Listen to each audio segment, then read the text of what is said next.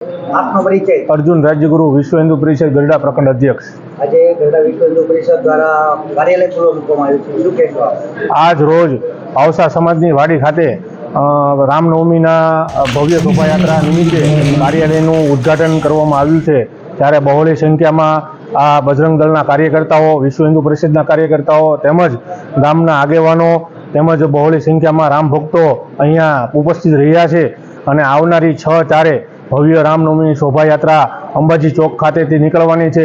એની અંદર અલગ અલગ ફ્લોટો, અલગ અલગ કાર્ટૂનો અને અલગ અલગ મંડળીઓ દ્વારા આ યાત્રામાં ભાગ લઈ અને વિશાળ શોભાયાત્રા નીકળવાની છે ગરડાના રાજમાર્ગો ઉપર।